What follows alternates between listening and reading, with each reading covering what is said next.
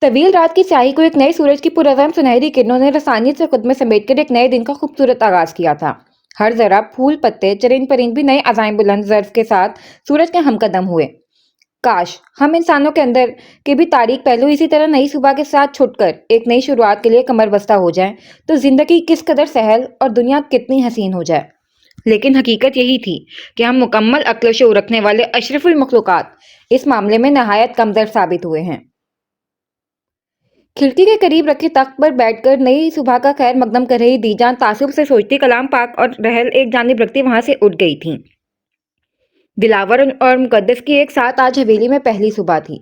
دل تو ان کا کیا کچھ کرنے کا کر رہا تھا، لیکن ایک تو میزان کی برسی، دوسرا کل رات والا سب کا رویہ جس سے وہ کافی دل برداشتہ ہوئی تھیں۔ مغموم و چاٹ دل کے ساتھ وہ کھڑکی کھول کر کھڑی ہو گئیں۔ سردی بڑھ رہی ہے نیک بخت، طبیعت متاثر ہوگی۔ آخر کب آپ اپنا خیال رکھنا شروع کریں گی؟ گرم شال ان کے شانوں پر ڈالتے داجی خفا ہوئے تھے ان کی بے پرواہی پر۔ میں ٹھیک ہوں، دوسرا سرا تھامتی مٹھی میں وہ مسکرائیں۔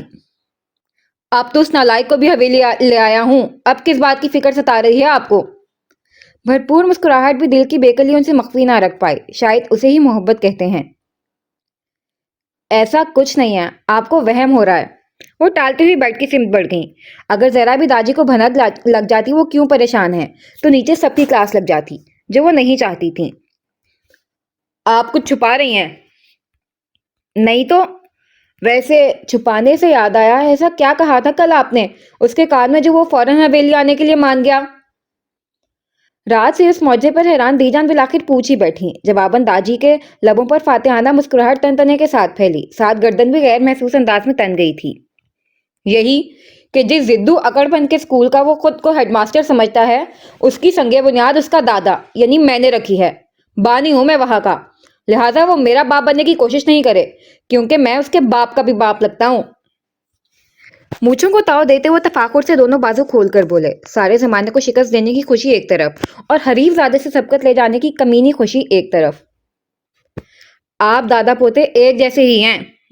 جواباً دادی جی کچھ کہنے کے لیے لب واک کرنے ہی لگے تھے کہ شیطان کا نام لیا شیطان حاضر کے مستاق وہ حاضر تھا۔ قطعی بھی نہیں جانے دلاور، میں کسی کو بلیک میل نہیں کرتا اوروں کی طرح۔ وہ اعتراض اٹھاتا ہوا بے دھڑک اندر آیا۔ کم از کم اوروں کی طرح تمیز سے زدسک دے کر ہی کسی کے کمرے میں داخل ہو جایا کرو برخوردار۔ صبح ہی صبح رکیب کے نازل ہو جانے پر داجی جی بھر کر بدمزہ ہوئے تھے۔ یہ میری جان کا کمرہ ہے شہباز کے ابا۔ وہ بے تکلفی سے بیڈ پر گرا۔ جان نہیں دی جان کہا کرو۔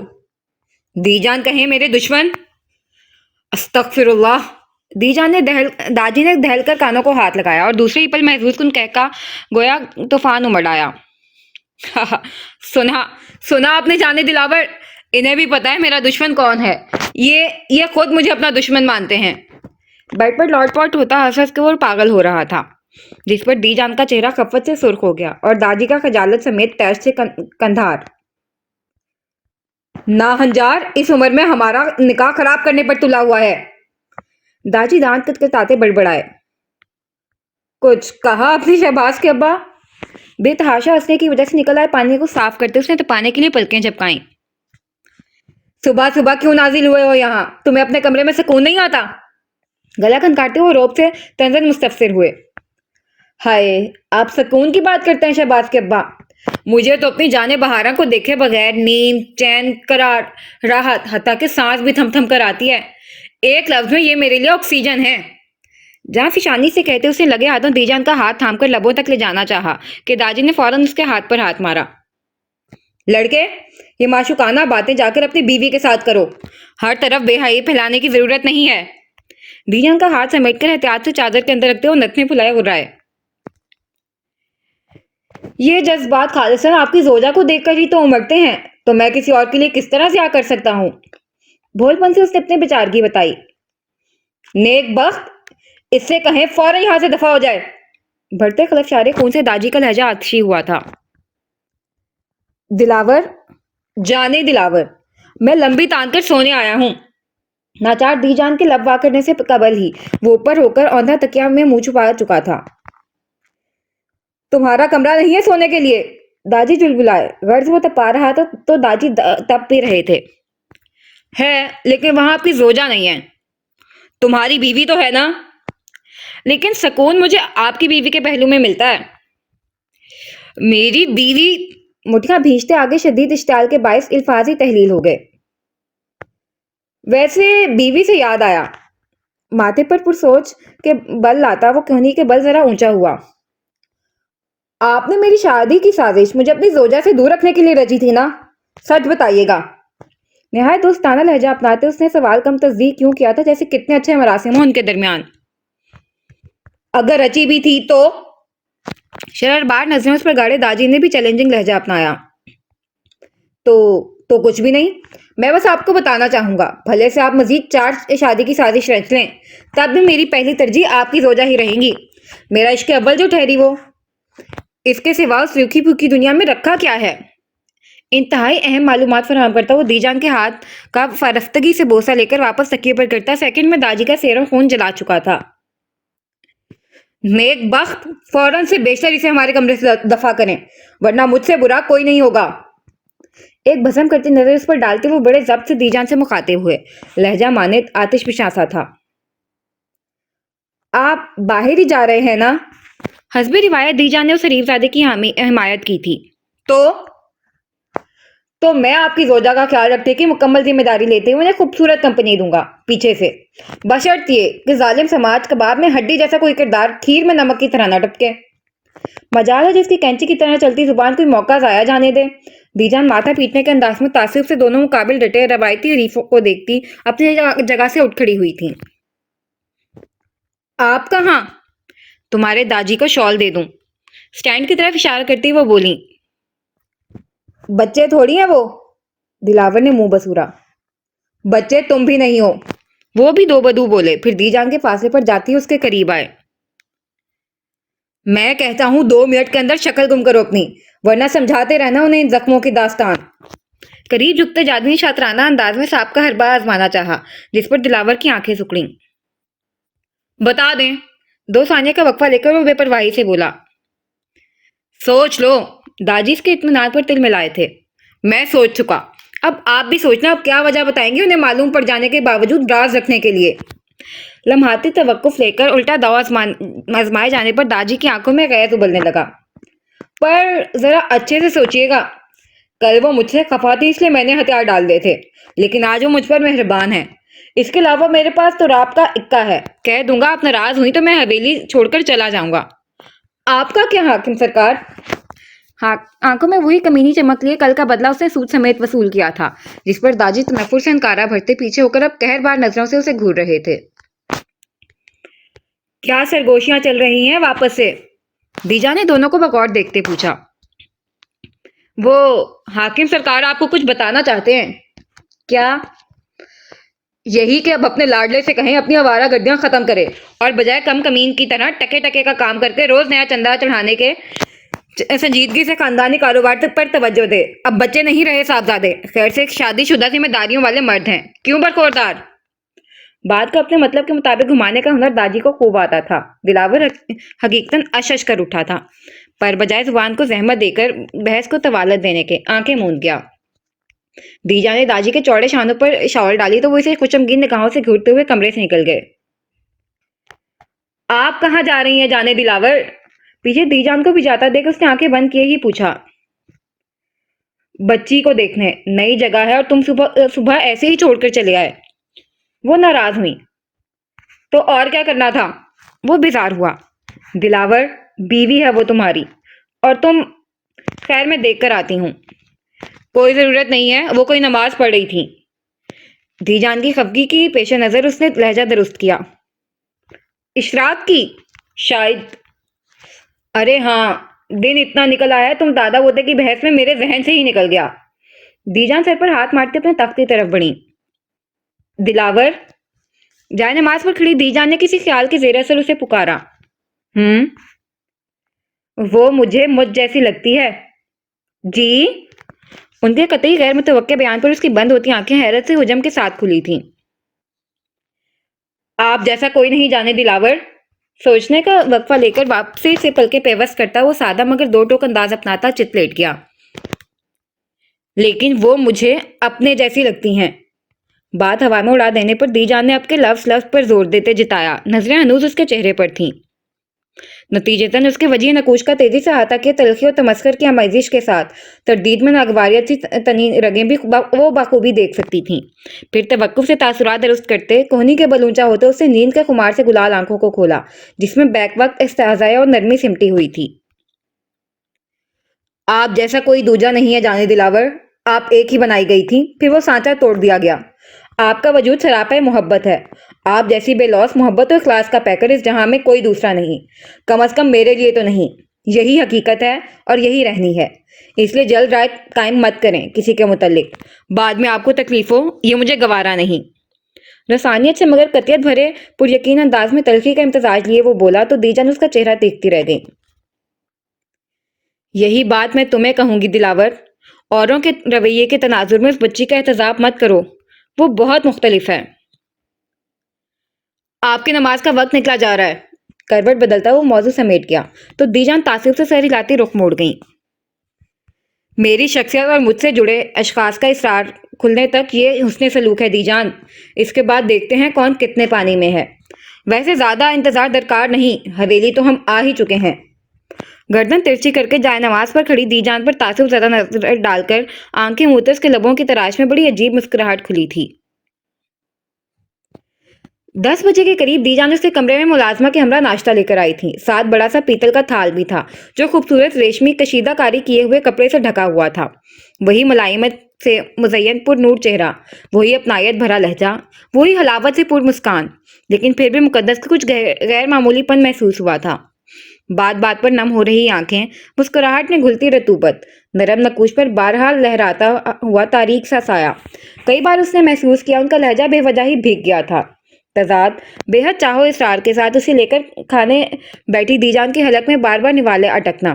2-3 بار اس نے تشویش سے ادا ہو کر پوچھ بھی لیا کہ آیا ان کی طبیعت ٹھیک ہے یا نہیں، لیکن وہ مسکراتی ہوئی ٹال گئیں۔ وہی کسی پہاڑ سے غم سے بوجھل و مزمل مسکان۔ مقدس بے طرح الجھ گئی تھی۔ ایک تو صبح سے کوئی اس کے کمرے میں نہیں آیا تھا، اور دی جان آئی بھی تو وہ عام دنوں سے یکسر مختلف برتاؤ کر رہی تھی، گو کہ ان کی دانستہ کوشش ایسی نہیں تھی، لیکن ان کا خود پر اختیار بھی نہیں تھا۔ بری طرح ششو پنچ میں گرفتار ہوئی مقدس نے براہ راست وجہ دریافت کرنے کے لیے لب وا کیے، پر جھجک کر لب دبا دی۔ پھر انہوں نے پیتل کے تھال سے ریشمی کپڑا ہٹا کر ہاف وائٹ رنگ کا خوبصورت بے حد نفیس کامدار سوٹ اس کی سمت بڑھایا۔ دلہن کے حساب سے یہ رنگ کچھ عجیب لگا اسے، لیکن یہ بھی حقیقت تھی کہ اسے بے وجہ کا کام جام پسند نہیں تھا، لہٰذا وہ بنا ہل حجت کے ان کی منشا کے مطابق لباس زیب تن کر کے ان کے مقابل آئی تھی۔ کتنے ارمان نہیں تھے میرے بچے، لیکن موقع ایسا ہے کہ میں چاہ کر بھی۔ محبت سے اس کی بلائیں لیتی دی جان آپ دیدہ ہو گئی تھی۔ کیا ہوا دی جان؟ مقدس سٹپٹائی تھی۔ باہر چلو، نفی میں سر ہلا کر آنکھوں کے گوشے صاف کرتی وہ بنا نگاہ میں لائے بولی تو مقدس کی الجھن دو چند ہوئی، لیکن اب بھی پوچھنا غیر مناسب ہی لگا۔ اس کی ضرورت نہیں ہے بچے، باہر ساری عورتیں ہی ہوں گی۔ وہ حجاب کے بعد نقاب کرنے لگی تو دی جان صورت سے ٹوک گئیں، جس پر اس بات میں سر ہلاتے ان کے ہمراہ ہوئی۔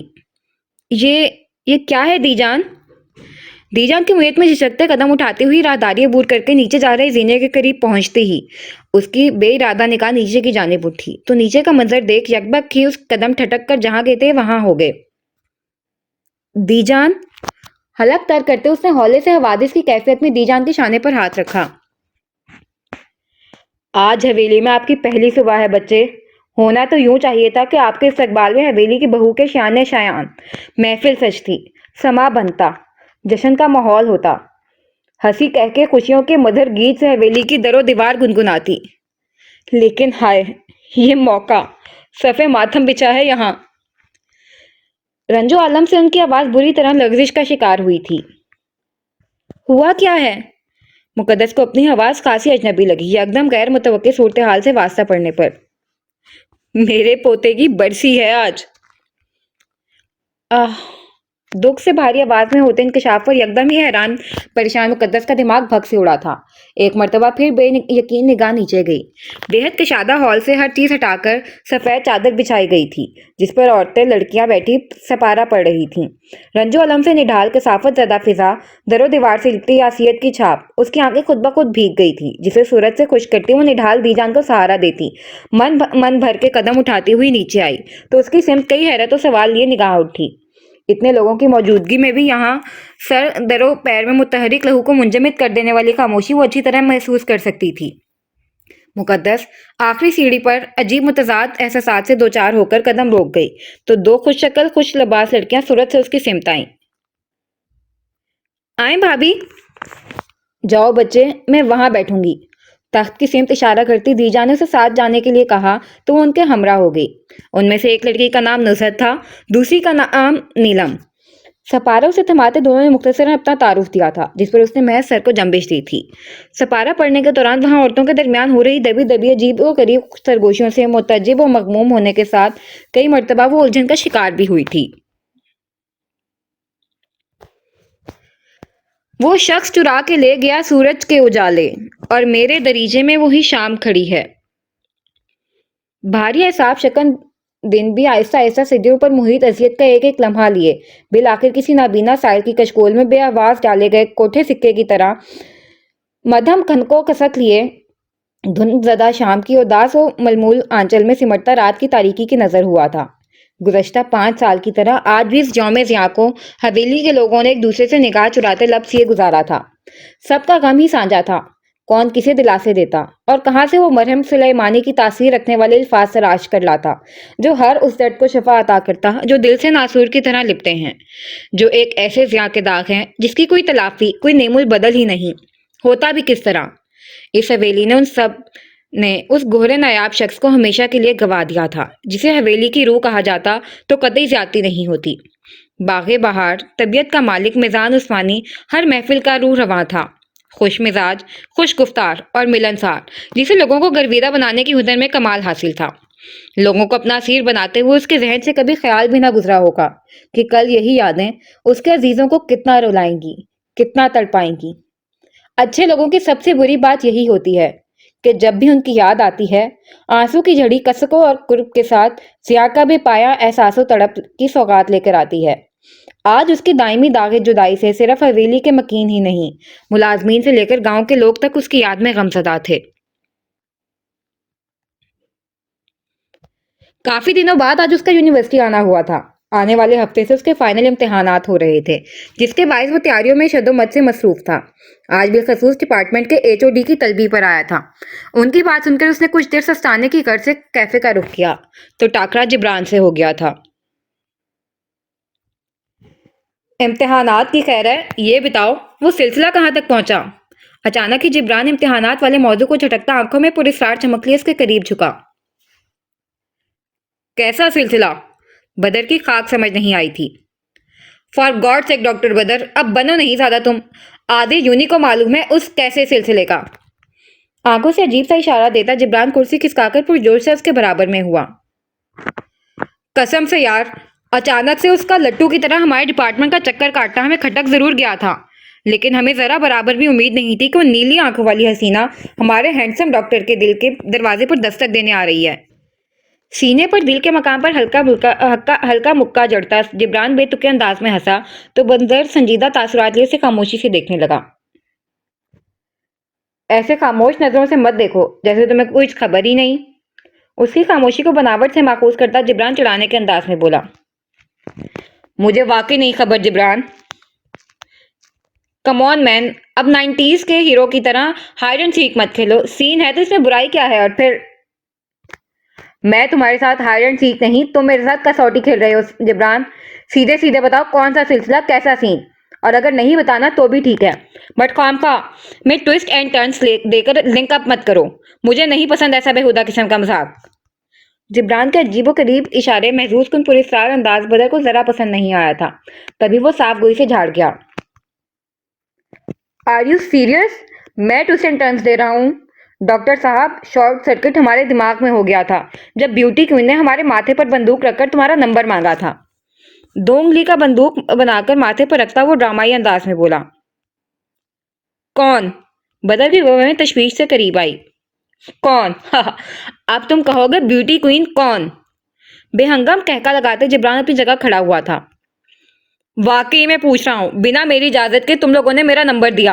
किसे? जबकि तुम लोग अच्छी तरह जानते हो मैं अपना नंबर लड़कियों को नहीं देता। वो बराबर खड़ा होता बेहद संजीदा हुआ था। उसकी तेवरियां चढ़ी देख जिब्रान को अपने तासुरात बर वक्त दुरुस्त करने पड़े थे। रिलैक्स ब्रो, वो जिस हक से नंबर मांगने आई थी हम उसका रोब देखकर ही मरूब हो गए थे, और जब उसने तुम्हारा नंबर मांगा तो हमें लगा तुम लोगों का कोई सीन।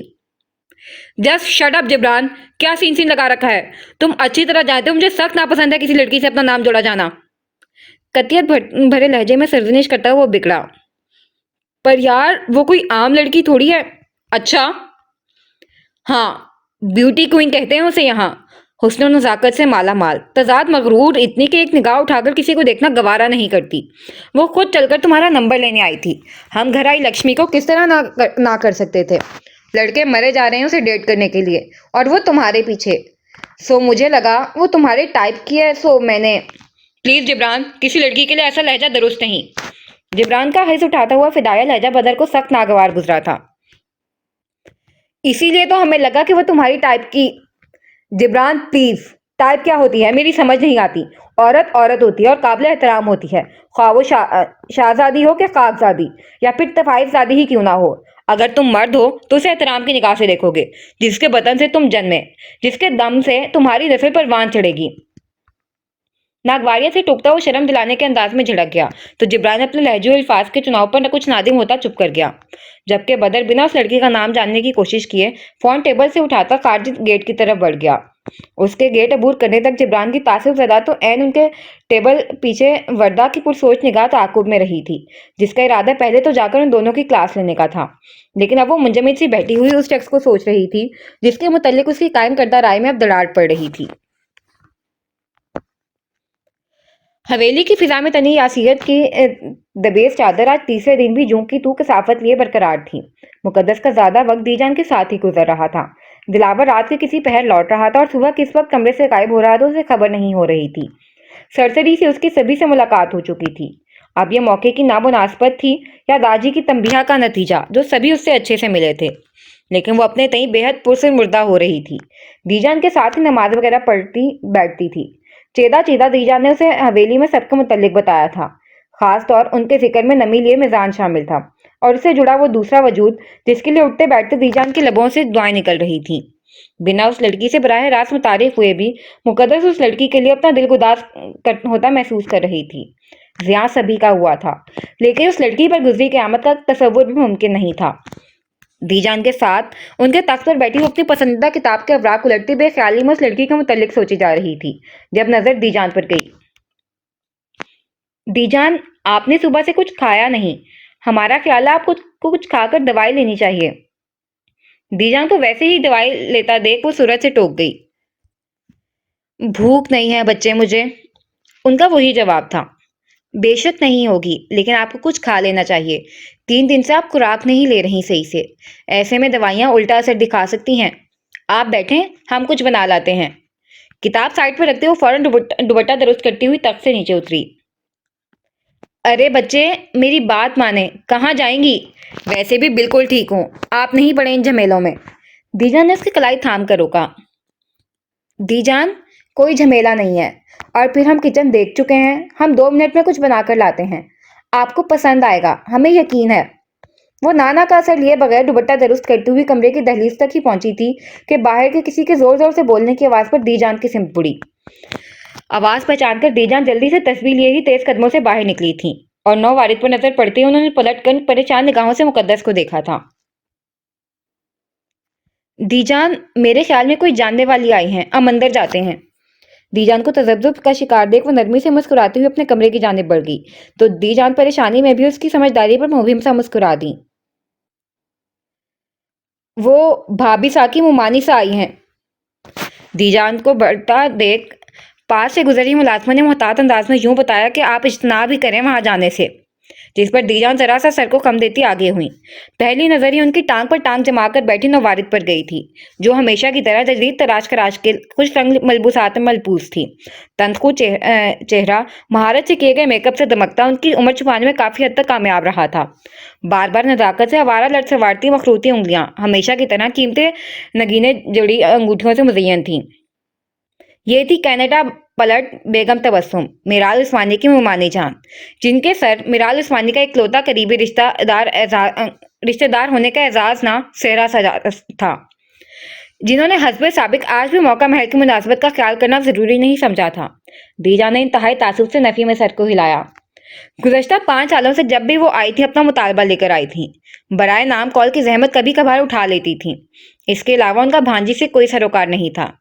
अपनी दोनों बेटियों को क्रोफर्ड से उनके दो बदू सोफे पर विराजमान देख दीजा ने मामला खराब न होने के डर से न चाहते हुए भी नीचे की जानिब पेशकदमी करने चाही, लेकिन तभी वहां नाज़मा बेगम को आता देख कदम रोक गई, जो आज पूरे 3 दिन बाद गालबन उस मेहमान बल्कि वबाल जान की आमद का सुनकर ही तने आजलात लिए कमरे से तनतनाते हुई बरामद हुई थी। मुतवरम कमलाया मगर बिल्कुल स्पार्ट चेहरा, मुसलसल शबे ख्वाबियों रोने की चुगली खा रही सुर्ख आंखें, जिनमें तैरती गम की जगह गुस्सा और नागवारियत की परछाइयां इतनी दूर से भी वाज़ेह थीं, और वही अजली करख्ती और रोब लिए बेलचक और दोक अंदाज। चौंका मामला उनके मेके का था और उन खातून को वही बेहतर संभाल सकती थी, लिहाजा उन्हें बेवजह इस कशीदा महफिल में आना नामुनासिब लगा, सो वो कदम रोक गई। मिराल की वालदा नाज़मा बेगम के सगे चचा की बेटी थी और बेगम तबस्सुम सगे चचाजाद की जोजा, जो कुल फैसले की मालिक मुख्तार थी। मामू साहब बेचारे तो सही मानों में मामू ही थे, पर मुमानी साहिबा तकरीबकारी दिमाग रखने वाली इंतहाई शातिर और मौका परस्त खातून थी, जिनकी बिलखसूस आमद और मुतालबे का मुहर्रिक कोई ऐसा ढका छुपा भी नहीं था। 15 दिन के अंदर पहली बेवा फिर मायक के साये से महरूम हुई भांजी को बिजनेस का नुकसान हो रहा है कहकर छोड़ जाने वाली खातून के खुद गर्जाना अजाइम जानना यूं भी कोई मुश्किल अमर नहीं था, लेकिन अब की बार उनके हाव भाव देखकर उनके इरादे कुछ ज्यादा ही मजबूत और खतरनाक लग रहे थे। ना जाने उस बच्ची के नसीब में क्या लिखा है। अपने कमरे में उल्टे कदमों लौट आई दीजान नए सिरे से मिराल की फिक्र में घुलने लगी थी। अम्मा सा, हमें भाभी सा के इरादे बिल्कुल भी ठीक नहीं लग रहे।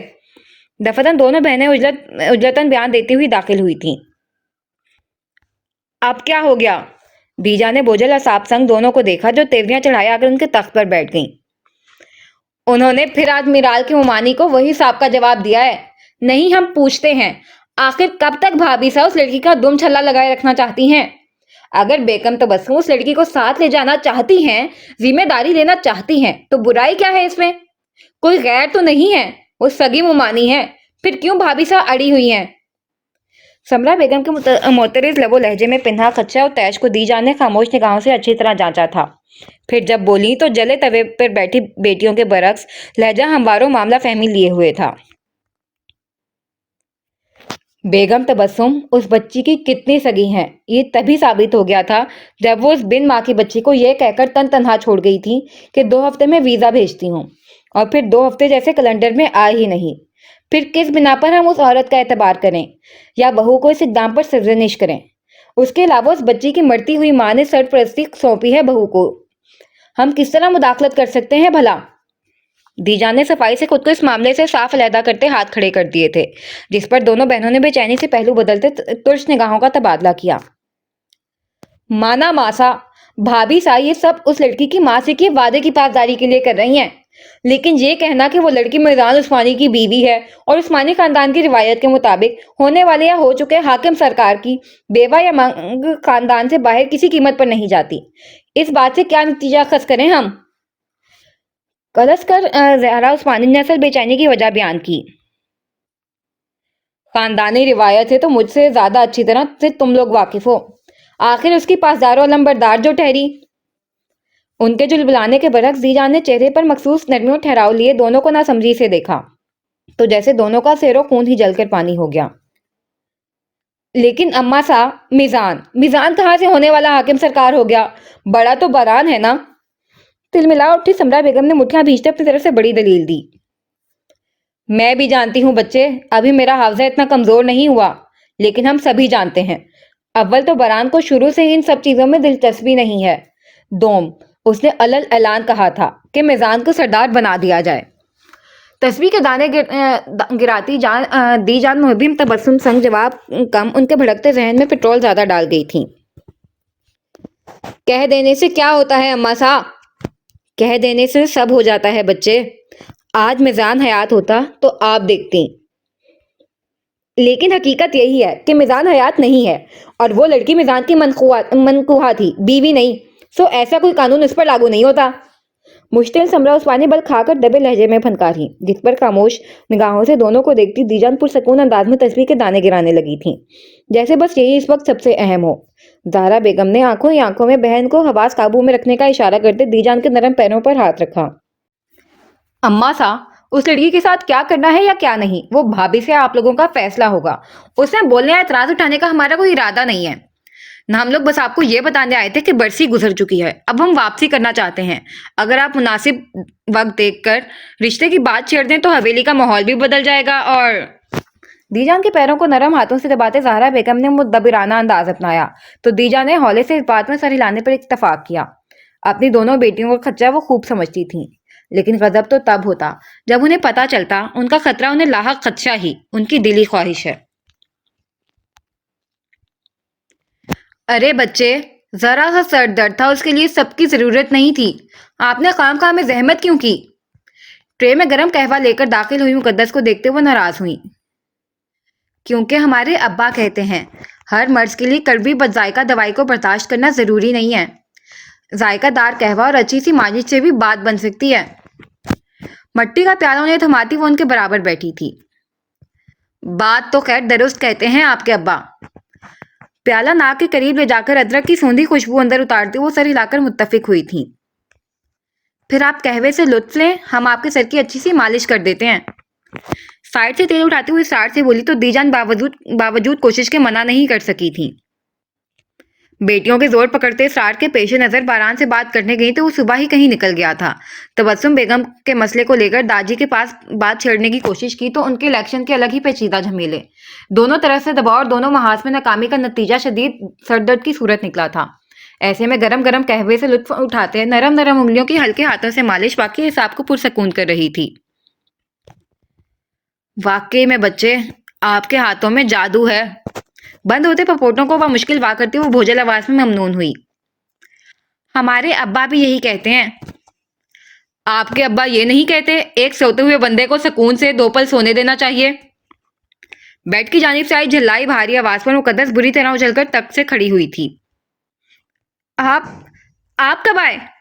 بیڈ پر آڑ ترچا لیٹے شکن آلود پیشانی پر بکھرے بال اور نیند کے خمار سے سرخ آنکھوں میں جلاہٹ لیے متوجہ دلاور کو دیکھ اس نے حلق تر کیا۔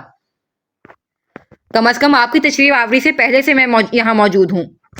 ہنوز گھورتا وہ شرمندہ کرنے پر بازد تھا۔ ہمیشہ کی طرح صبح سے اسے روم سے غائب دیکھ حویلی سے ہی غائب سمجھ کر وہ دی جان کے پاس آ گئی تھی اور جب سے ان کے ساتھ دنیا جہاں کی باتوں میں لگی تھی تاکہ ان کا دل بہلا رہے، لیکن احساس دلائے جانے پر حقیقتاً وہ شرم سے پانی پانی ہو رہی تھی۔ اچھا بس بچی کو خامخواہ میں مزید شرمندہ کرنے کی ضرورت نہیں ہے۔ ایک تو اسے پتا نہیں تھا تم سو رہے تھے، دوسرا بچی کی آواز اتنی دھیمی میٹھی سی تو ہے، کہاں سے تمہاری بے ہوشی کی نیند میں مخل ہو گئی؟ دی جان فوراً دفاعی فوج بنی۔ سو تو ہے۔ دلاور کی بریانی میں زبان پھسلی۔ کچھ کہا؟ مقدس سمیت دی جان کے بھی کان کھڑے ہوئے۔ سر میں درد ہو گیا ہے میرے، کہا میں نے۔ اپنی بے ساختگی کی پردہ پوشی کے لیے وہ زبردستی کن پٹی پھیلاتا چہرے پر تناؤ لاتا اٹھ کر بیٹھا۔ ہوگا کیسے نہیں، روکھے بال لیے پورا دن دھوپ میں مارے مارے پھرتے ہو۔ مقدس بیٹا ذرا اس کے سر کی بھی اچھی مالش کر دیں آپ۔ دی جان نے بال سمیٹتے کچھ الگ سا ہی حل نکالا تھا۔ نہیں، دونوں بھونچکا کر یک زبان ہوئے۔ کیا نہیں؟ بچے آپ میری بات سنیں، اور دلاور فوراً سے یہاں آؤ۔ دی جان تو اس سنوک کے حل پر اڑ ہی گئی تھی۔ اس سب کی ضرورت نہیں ہے، مجھے بس خاموشی میں اچھی سی نیند چاہیے۔ زبردستی کی انگڑائی لیتا وہ واپس تکے پر سر دینے لگا کہ دی جان خود چلی آئیں اور پھر دونوں کی ایک سنے بغیر دلاور کو نیچے بٹھا کر تخت پر بیٹھی مقدس کے ہاتھوں میں تیل کی شیشی تھما کر تھانے دارانہ انداز میں کھڑی ہو گئیں۔ دیکھو ذرا بال کیسے گھاس ہو رہے ہیں، ایسے میں سر درد نہیں ہوگا تو کیا ہوگا؟ انہوں نے بالوں کو چھوتے ناک چڑھائی۔ دی جان अच्छे खासे बालों को घास कहे जाने पर उसने शाकी निगाह उठाई, साथ इस वक्त पर लानत भेजे जब सरदर्द का नाम लिया था। क्या दी जान? वो बिगड़ी। और बच्चे, आज आप हफ्ते में कम से कम 2-3 मरतबा इसके एक सर की तेल की अच्छी से मालिश कीजिएगा। बताओ जरा, ये कोई उम्र है सर दर्द होने की?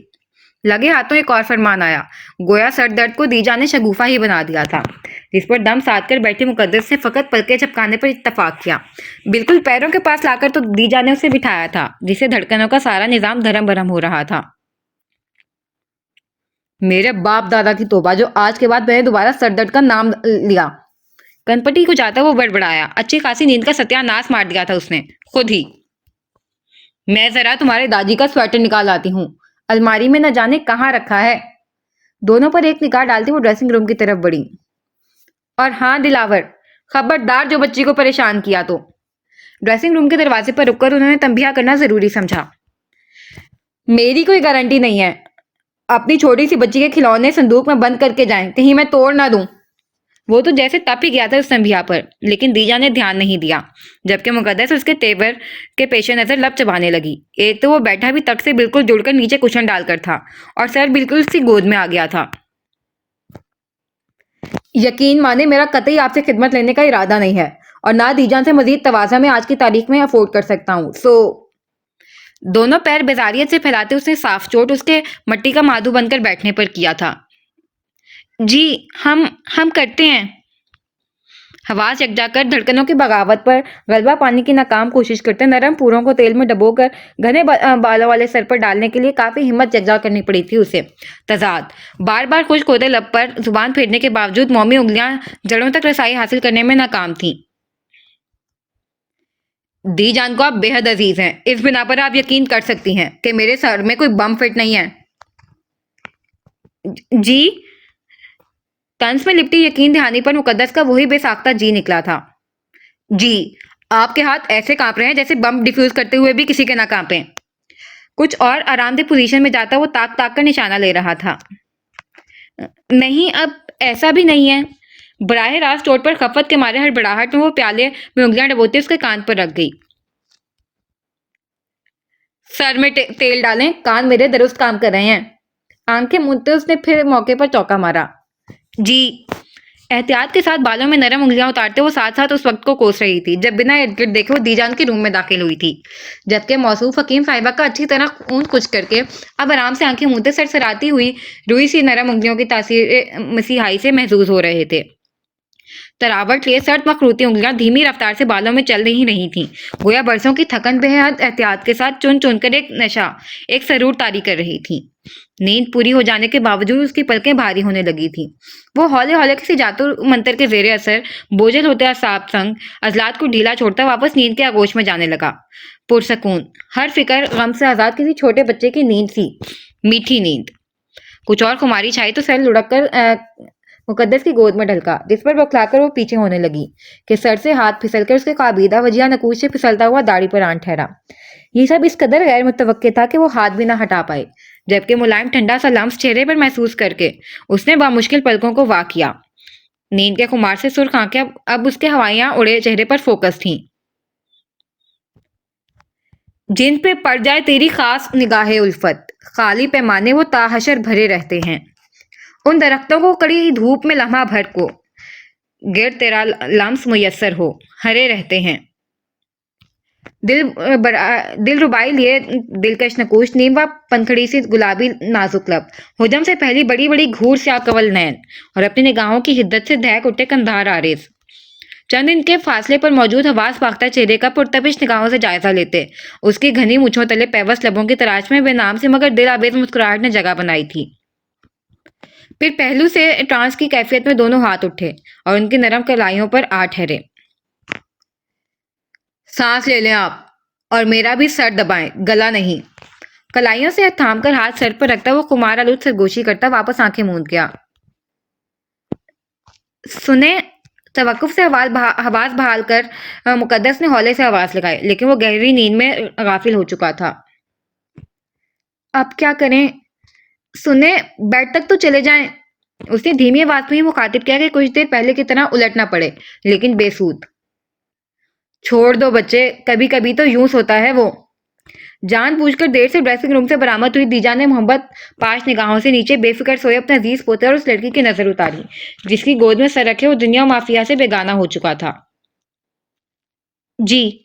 इस बात में सर को जंबिश देकर उसने साइड से तकिया लेकर उसके सर के नीचे रखा और एक तवील सांस उसके पुरसकून चेहरे को देखती फिजा के सपोर्ट कर खिड़की के पर्दे बराबर करती हट गई।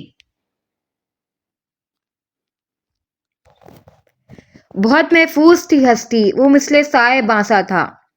हिसारे इश्क जब टूटा तो आफत को तो आना था। वो अक्सर मुझसे कहता था क्यामत तक तुम्हारा हूं। गया जब छोड़कर मुझको कयामत को तो आना था। इस नफसा नफसी के दौर पर सर पर कोई मजबूत साहिबा मौजूद ना हो तो हर दूसरा बंदा अपने वफात के लिए जीते जागते इंसान को किसी जज्बातों एहसासात से आरी बेजान शय की तरह इस्तेमाल करने के लिए मौके की तलाश में तैयार खड़ा रहता है। ये बात मिराल उस्मानी शऊर की दहलीज पर कदम रखते ही बाख्तियार होकर भी बिल्कुल बेख्तियार बेवकी की चादर ओढ़े लब बामह रहने वाली अपनी माँ और चिलचिलाती गर्मी में सरे आसमान नंगे सर खड़े रहने के मुतरादिफ यतीमी का एहसास होते ही समझ गई थी। लेकिन यकायकी आग बरसाते सूरज से तल्ख हकीकत से नबर्द आसमां जिंदगी में किसी मेहरबान बादल की तरह आया। वो घने छांवदार शजर से शख्स के मजबूत हवाले ने जल्द ही उसकी कम बायगी के एहसास को जायल कर दिया था और वो नादान लड़की उन तल्ख हकीकतों को बुरा ख्वाब समझकर फरामोश करती जागती आंखों से मुस्तकबिल के सुनहरे पुरफसूं ख्वाबों को मोती मोती करके माला बुनने लगी थी और कबल इसके कि उस माला को आखिरी गांठ लगती ख्वाब शर्मिंदा ताबीर होते अरमानों के फूल खिलकर गुले गुलजार होते उसका तन मन महकने लगता। तकदीर ने बड़ी बेरहमी से करवट बदली और वो मुंह के बल पहले से भी बदतर हकीकत में पटक दी गई। गर्ज पानी के बुलबुले की जिंदगी जितनी खुशियों की मुद्दत ठहरी थी फिर वही तलातुम वही तोग़यानी।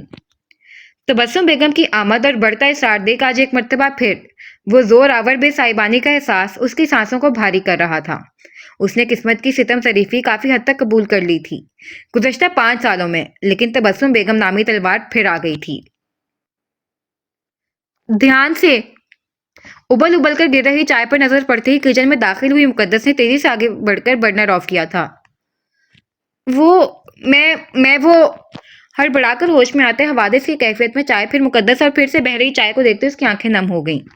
नई तकरीबकारियों के साथ जिंदगियों में असरे नौ तलातुम बर्पा करने नाजिल हुई मुसीबत के मुतल्लिक सोचती उस इस कदर एहसास उससे मुर्दा हो गए थे कि उसे चाय उबलकर गिरने तक का होश ना रहा।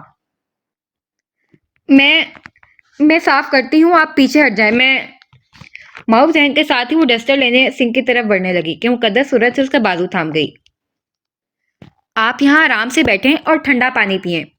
इसे चेयर पर जबरदस्ती बिठाते उसने पानी का गिलास थमाया। लेकिन वो चाय गिर गई ना, मैं उसे चाय ही गिरी है, कोई करोड़ों का नुकसान नहीं हुआ। आप आराम से पानी पिए, हम साफ कर देते हैं। वो मुबहिम सा मुस्कुराती डस्टर से बर्नर साफ करने लगी जिस पर घूंट घूंट गले से पानी उतार रही कानूनियत का शिकार मिराल खामख्वाही निदामत की अथाह गहराइयों में गिरने लगी। हम मुकद्दस हैं, मुकद्दस बिनते ज़का। आप गालिबन हमें नहीं जानती, लेकिन हमारा आपसे गायबाना तारुफ तफसीलन हुआ है, वो भी इंतहाई खूबसूरत अंदाज में, जिसके बाद हमारा आपसे रूबरू मिलने की तमन्ना करना एक फितरी अमर था। डस्टर के साथ जले हुए पैन को भी सिंक में डालकर वो दोस्ताना मुस्कुराहट लिए उसकी तरफ मुड़ी।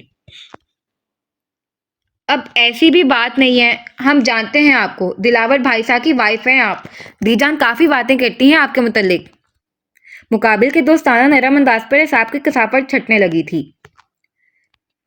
मतलब हम दोनों ही एक दूसरे को दीजान की जुबानी जानते हैं। मुकद्दस की मुस्कुराहट गहरी हुई थी। गो के वो कमगो और लोगों से जल्द फेंक होने वालों में से नहीं थी, लेकिन इस अपने आप से ही सहमी हुई लड़की से उसे उनसियत सी महसूस हुई थी। दूसरा, वो उसे पुरसकून भी करना चाहती थी। अरे आप क्यों बना रही हैं? मैं बनाती हूँ ना। मुकद्दस को फ्रिज से दूध बरामद करता देख मिराल तेजी से अपनी जगह से उठने लगी।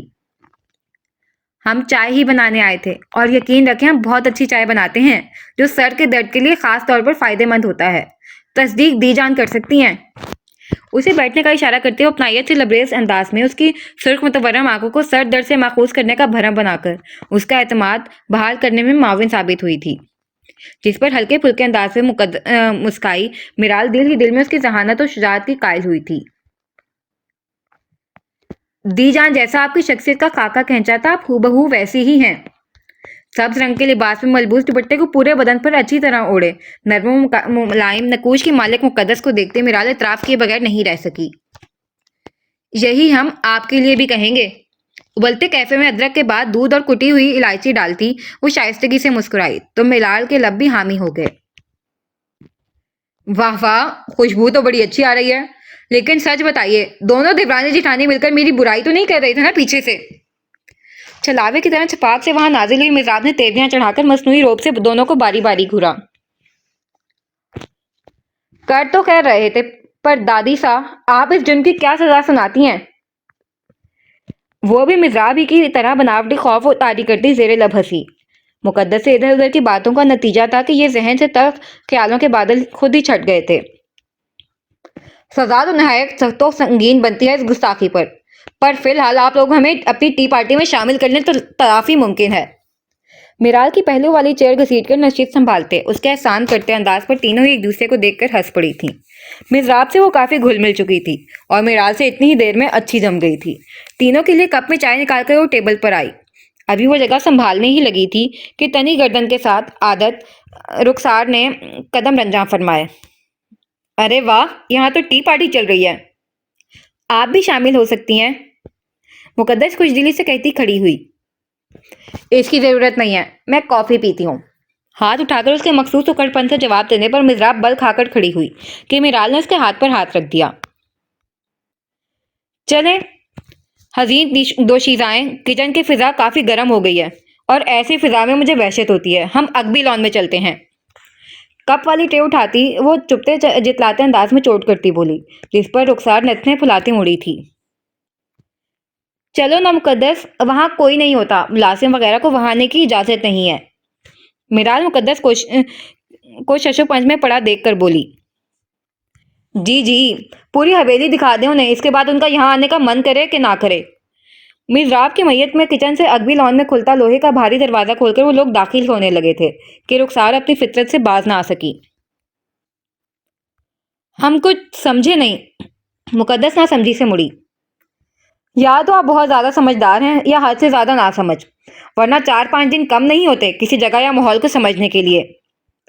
कॉफी फेंटे उसकी तनी भवों का इस्तेज़ाया इशारा जिनको नाखुशगवार वाकयात की सिमत था, उसे समझते मिज़राब के अंदर इश्तियाल अंगेज माता भस्म कर देने के लिए उबला था। इसे जरा पकड़ो, मैं तफसील में समझाकर। मिज़राब नहीं। ट्रे उसे थामने का इशारा कर रही मिज़राब की दोनों कलाई जकड़ती मिराल ने मिनताना नफी में सर हिलाया। वो हरगिज भी कोई बदमज़गी नहीं चाहती थी। ना हम बहुत ज्यादा समझदारी के दावेदार हैं, ना हम इतने नासमझ हैं कि हर उस चीज को सच मान लें जिसे हमारी निगाह या समात महसूस होती है। मुख्तसरन हम चीजों को उतना ही समझते हैं जितना हमारे लिए जरूरी होता है। नरम मुस्कुराहट संग निहायत ही सहूलत और शाइस्तगी से दानिस्ता या गैर दानिस्ता रुखसार को शटअप कॉल देती। वो रुखसार समेत बाकी दोनों को भी हैरत और बेयकीनी का मुजस्मा बना चुकी थी। चाय ठंडी हो रही है, आ जाएं। दोनों को ट्रे थामे बुत बना देख उसने हाथ से ट्रे ली तो दोनों खज्जल सी होकर होश में आईं। आपका शौहर यहाँ सबसे ज्यादा गैर जरूरी और अनचाहा है, ये समझ आ जाए अच्छी तरह, तब देखते हैं। गरम गरम कड़वी कसीली कॉफी से हलक समेत रगो पैर में दौड़ते शरारे को उबाल देती वो धप धप करती किचन से निकल गई थी। दूसरी तरफ उसकी तल्ख गोई को चाय की मीठी चुस्कियों में उड़ाते उन तीनों ने हल्की फुल्की मजेदार बातों के साथ हवेली की भोजनों के साफत ज़दा फिजा को अपने जलते रंग हंसी और गुलाब तबस्सुम से अलविदा कहकर एक खुशगवार शाम को खुशामदीद कहा था। जवाबन उस जुबान तलखी दिली कदूरत आपसी रंजिश जैसे मैल से पाक सुरमई पुरफजू शाम ने चुपके से उन तीन हसीनाओं की दिलचस्प बातों से लुत्फानंदोज होते रिश्तों की अजब गजब रंगों से मुज़य्यन उस्मानी हवेली में नसीम सुबह से उजले रिश्ते के रंग के इजाफे का खैर मकदम किया था।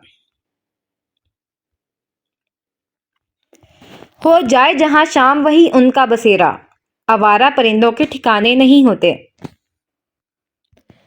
दुनिया के हर शरीफ फर्माबरदार ताबेदार जिम्मेदार जमा बुर्दबार शौहर हजरात की खैर आफियत इसी में होती है कि ढलते दिन का अंधिया दे रही सूरज की नारंगी किरणों को देखते ही जल्द अज जल्द शराफत से घर मुंतजिर अपने चांद को दर्शन देने निकल जाएं, ना कि सड़क पर नाकाबंदी करके खुद समेत एक मजलूम को भी ख्वार करें। मौसम ने नहायत सब्र तहमुल के साथ सड़क के बीचों बीच जीप खड़ी करके बोनट पर राजा इंदर की तरह दराज उस बेन्यास को एहसास लाने की नाकाम कोशिश की जो न जाने यहाँ कौन सी हरीफ गिरी करने आया था। میں تم سے بات کر رہا ہوں، سنائی دے رہا ہے؟ اس کے ٹچ سے مس نہ ہونے پر موزم چڑھا تھا۔ تم پارٹ ٹائم بیوی بنتے ہوئے سائیڈ بائی سائیڈ دو تین شادی کھڑکا رکھی ہے، جو اس تجربے کے ساتھ رام گیان بانٹ رہے ہو۔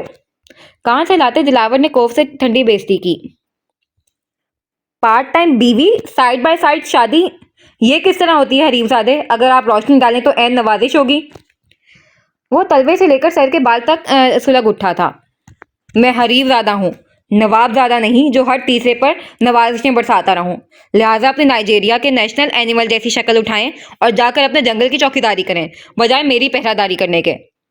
آنکھیں موندتے بیداریت سے مگر بھرپور تواضع کرتے اسے حسب روایت لحاظ وغیرہ کی زحمت نہیں پڑی تھی۔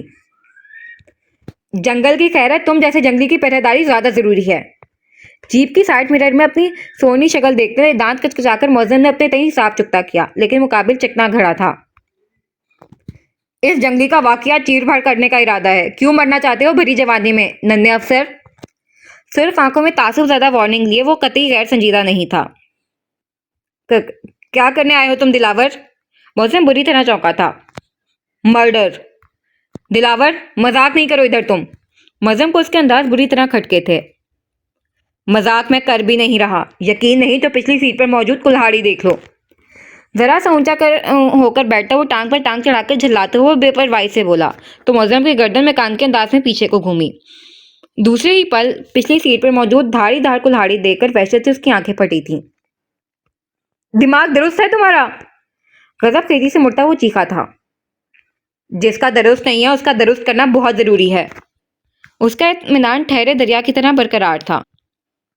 بکواس کرنے کی ضرورت نہیں ہے، فوراً سے پچھلی سیٹ پر آؤ، ہم ابھی کے ابھی حویلی جا رہے ہیں۔ فرنٹ سیٹ پر کھڑے ہو کر موزم نے زور سے اس کا شانہ ہلاتے سختی سے کہا، تمہیں میں نے اپنی جاسوسی کرنے کے لیے نہیں کہا تھا۔ تم آرام سے جا سکتے ہو جہاں جانا ہے، میں اپنا کام کیے بغیر نہیں جاؤں گا۔ اس کی پوزیشن میں کوئی رد و قد نہیں آئی تھی۔ شاباش۔ اس کے اٹل انداز پر وہ دھپ سے سیٹ پر گرا۔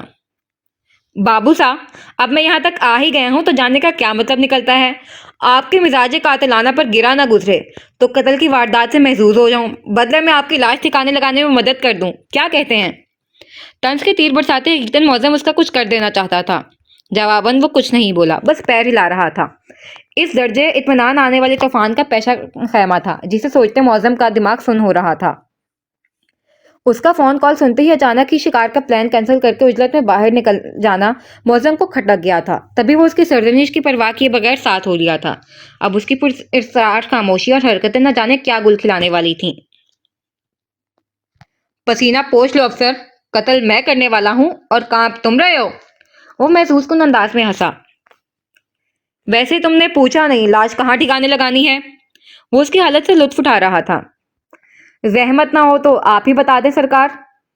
موزم کا من سٹیئرنگ پر سر دے مارنے کو کیا تھا۔ یہ دائیں جانب قبرستان ہے نا خادم؟ وہیں۔ کسی جانی مانی جگہ کا راستہ بتانے کے انداز میں اس نے دائیں جانب اشارہ کیا۔ دلاور، میں کہتا ہوں گھر چلو، مذاق بہت ہو چکا۔ شام کے گہرے ہو رہے سائے کو دیکھتے ناکام سی کوشش دہرائی۔ جواب نے دارت۔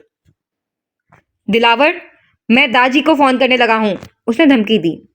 یعنی شہباز کے ابا کو؟ اصل یہ بغیر بھویں اچکائیں، یعنی تمہارے ابا کے ابا کو۔ شاباش، میں ڈر گیا۔ اب تم ذرا کال کر کے فارغ ہو، میں تب تک اپنا کام کر کے آتا ہوں۔ شانہ تھپ تھپا کر وہ ایک جمپ لگا کر بونٹ سے نیچے کھڑا ہوا، جس پر پاگلوں کی طرح اس بات میں سر ہلاتے ہوئے موزم کی نظر سامنے لمبی نظر آ رہی سڑک پر گئی، جہاں دوسری جانب سے قطار میں 3 گاڑیاں رفتار سے چلتی آ رہی تھیں۔ دلاور، یہ تو اخلاق حسین کی گاڑیاں ہیں، ہمیں فضول کا پنگا نہیں لینا، میں جیپ ہٹاتا۔ متوقع جھڑپ کو سوچ یکدم موزم پریشان ہوا تھا۔ دلاور، تم کہاں؟ چنے بیچنے جا رہا ہوں، زیادہ چوزے کی طرح چوں چوں نہیں کرو۔ کلہاڑی کندھے پر ڈال کر وہ بیزاریت سے ٹوکتا ہوا سڑک کے بیچوں بیچ قدم اٹھانے لگا تو مخدوش الحواس موزم گرتا پڑتا جیپ سے اتر کر اس کی راہ میں حائل ہوا۔ تو تم اخلاق حسین کی بات کر رہے تھے؟ تو تمہارے خیال میں یہاں اپنے سسر کو سلامی پیش کرنے آیا ہوں؟ اب بے ہوش مت ہو جانا۔ اپنے دوست کا خوفزدہ انداز اسے سخت گرا گزرا تھا۔ تمہارے سسر کو گزرے سالوں گزر چکے ہیں، نہ گزرے ہوتے تو تم جیسے حریف زادے کو دماد کے روپ میں دیکھ کر ویسے ہی خیر آباد کہہ دیتے بیچارے۔ اب چلو۔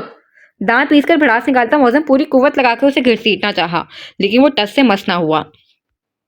بھٹی، تم جانتے ہو میں خود کسی کو نہیں چھیڑتا، لیکن سامنے سے جب کوئی مجھے چھیڑے تو پھر سود سمیت حساب چکتا کیے بغیر نہیں چھوڑتا۔ خواہ کی کوشش مت کرو۔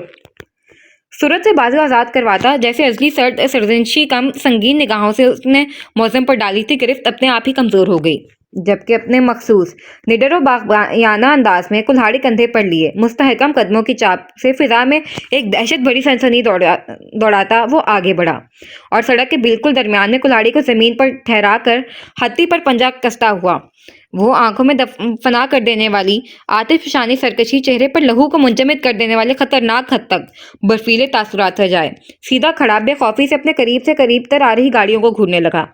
دوسری طرف ہیڈ لائنز کی روشنی میں سڑک کے بیچوں بیچ چٹانی وجود کو دیکھ یکے بعد دیگرے بریک چڑچڑائیں، پھر اس کپتی شخص کی شناخت ہوتے ہی دھڑا دھڑ گاڑی کے دروازے سنسان فضا میں گونجے، اور برآمد ہوا شخص شدید طیش کے عالم میں اپنے آدھا درجن گارڈز کے حصار میں تنتناتا ہوا مقابل آیا۔ دوسری طرف سے سر پیٹتے ہوئے مستقل سب کے نمبر ٹرائی کرنا موزم بھی دوڑتا ہوا آ کر دلاور کے برابر کھڑا ہوا۔ کیا بدتمیزی ہے؟ اخلاق حسین غضب گیزی سے گرایا۔ تم گنڈا گردی کہتے تو مجھے زیادہ پسند آتا۔ کلہاڑی کو ہلکے ہاتھوں سے گول گھماتے اس نے سلگا دینے والی نگاہ اطمینان سے اٹھائی۔ خود کو بڑی توپ چیز سمجھتے ہو؟ اس کے اطمینان پر اخلاق حسین بل کھا اٹھا تھا، جسے تم سلگانے کی حماقت کر رہے ہو۔ پھٹ جاؤں نا تو یقین کرو چیتھڑے اڑ جائیں گے تمہارے۔ بسم کرتی آنکھیں اخلاق حسین کی غیظ بھری آنکھوں میں گاڑتا وہ لہو میں سنسنی دوڑا گیا۔ دھمکی دے رہے ہو تم مجھے؟ حرکت میں آ چکے گارڈز کو ہاتھ اٹھا کر روکتا وہ ضم میں استہزائیہ مستفسر ہوا۔ دھمکی ہی سمجھو تو زیادہ اچھا ہوگا، ورنہ 5 سال پہلے صرف تمہاری فصل کو آگ لگائی تھی، آپ کے مجھے مہرہ بنانے کی کوشش کی تو نسلوں کو بھسم کر دوں گا۔ دلاور عثمانی آواز نیچے! دگنی آواز میں دھاڑتا وہ سیکنڈ میں کلہاڑی اٹھا کر اس کے کندھے پر دھر چکا تھا، جس پر گارڈ نے فوراً اس پر بندوق تانی۔ موزم نے بھی مستعدی سے گن بیلٹ سے نکال کر ٹانتے دوسرا ہاتھ دلاور کے شانے پر رکھا، جو خوف سے پسینہ پسینہ ہو چکے اخلاق حسین کی گردن سے انچ بھر کے فاصلے پر کلہاڑی کی دھاردار نوک لے جاتا آدم خور چیتے کی طرح دھیمی قدم کی چاپ اٹھاتا ذرا سا اس کے قریب ہوا۔ خلاف مزاج میں نے تمہیں طریقے سے زبانی وارننگ دی تھی اخلاق حسین، چاہے حویلی والوں کے ساتھ خون کی ہولی کھیلو یا گالیوں کی انتاکشری یا پھر سازشوں کی شطرنج، جو کرنا ہے مزید شوق کرو، بس کچھ نہ کرو تو وہ ہے۔ دہشت بھرے سرسراتے لہجے میں کہتا وہ ایک قدم مزید آگے ہوا تو پسینے سے تتر بتر اخلاق حسین کے حلق میں گلٹ ابھر کر معدوم ہوئی۔ تو مجھے انگلی، کیونکہ میرے معاملے میں جو امپائر بننے کی حماقت کرتا ہے میں اس کی صرف انگلی نہیں توڑتا، کندھے سے بازو اکھاڑ لیتا ہوں۔ اس لیے 2 گھنٹے کے اندر اندر جو گلستان بہار کی پچھلی سڑک پر تم نے اپنی ٹرک روک رکھی ہیں انہیں ہٹواؤ گے، ورنہ اسی قبرستان میں اپنے بھائی کو اپنے ہاتھوں سے لٹاؤ گے، اور اسی گیدڑ بھپکی کم از کم مت سمجھنا۔ جلد اور کلہاڑی کی نوک کے بیچ کا انچ بھر کا فاصلہ مٹاتے اس نے ایسی جارحانہ صفاقت لیے دائیں جانب اشارہ کیا کہ خوف و دہشت سے اخلاق حسین کا چہرہ خطرناک حد تک سفید پڑ گیا تھا۔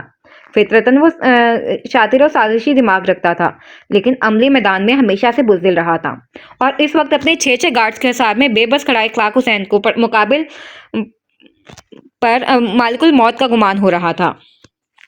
تم یہ ٹھیک نہیں کر رہے ہو؟ بے بسی سے وہ ماہی بن آپ کی طرح پھڑپڑایا۔ ٹھیک کرنے کا میں نے ٹھیکہ اٹھایا بھی نہیں ہے، اس لیے مجھے چھیڑ کر اپنے ساتھ غلط مت کرو۔ میرے آگے پیچھے کوئی رونے والا نہیں ہے، میں جیل جاؤں یا جہنم میں اس سے کسی کو فرق نہیں پڑتا، کم از کم حویلی والوں کو تو بالکل نہیں، لیکن مجھے اکسانے کی کوشش تمہیں بہت مہنگی پڑ سکتی ہے، اندازہ ہے نا؟